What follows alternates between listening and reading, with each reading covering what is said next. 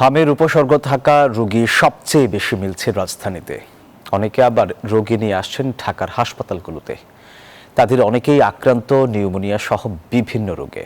এমন অবস্থায় রাজধানীর হাসপাতালগুলোতে হিমশিম দশায় পড়েছেন চিকিৎসকরা, আর প্রতিদিন বাড়ছে ভোগান্তির চিত্র।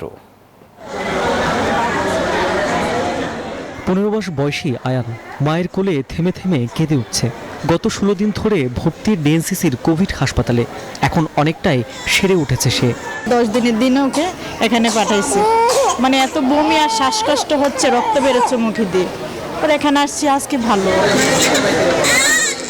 এই হাসপাতাল জুড়ে এখন শিশুদের কান্না, কারো হাতে কারো পায়ে ক্যানুলা লাগানো, অনেকে খাওয়াতে হচ্ছে নল দিয়ে। রাজধানী অনেক হাসপাতালে এমন চিত্র, রোগীর ভিড় বাড়ছে, অনেকে রাখতে হচ্ছে আইসিইউতে। অ্যালার্জি বুঝে আমরা ওষুধ খাওয়াইছি, ওষুধ খাওয়ানোর পরে দেখি ভালো হয় না। ভালো না হওয়ার পর তাদের মুখে টুকে সব ভরে গেছে। ভরে যাওয়ার পরে আমরা সদর হাসপাতালে আনছি। জ্বর শুরুতে ছিল না, শুরুতে ছিল হালকা ঘামাচির মতো, র্যাশ উঠেছিল। কোনো একটা নির্দিষ্ট জনগোষ্ঠীতে যখন অধিকাংশ শিশু টিকাটা নিবে না বা বড় মাপের শিশু টিকাটা নিবে না, বড় সংখ্যার শিশু, তখনই কিন্তু এই প্রাদুর্ভাব হয়। নিউমোনিয়া সহ নানা রোগ নিয়ে আসছেন ঢাকার বাইরে থেকেও, পড়তে হচ্ছে ভোগান্তিতে। ম্যাডাম দেখাইছি, এই ম্যাডামে বাইরে হয়ে গেছে, আবার বলে দেখবো, অনেক কতক্ষণ নিয়ে আনবো এখন বলেন। ডাক্তার বলতেছে সিট নেই এখন 3টা পর্যন্ত বসে থাকেন, যদি সিট হয় ভর্তি করতে পারবেন, আর যদি তা না হয় তাহলে অন্য হসপিটালে যেতে হবে আপনাদের। ওয়ার্ড ছাড়া অন্য কোথাও এই রোগী দিতে পারবো না। আমি পূর্বে বলেছি এটা হাইলি কন্টাজিয়াস।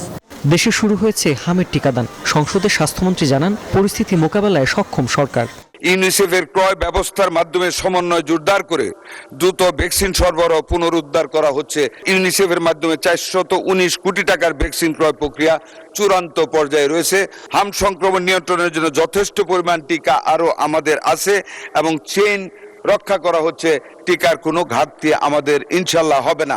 চিকিৎসকরা বলছেন, হামের লক্ষণ নিয়ে হতে হবে সচেতন। শিশু অসুস্থ হওয়ার 2-1 দিনের মধ্যেই নিতে হবে হাসপাতালে। রাশেদ রায়হান, নিউজ 24, ঢাকা।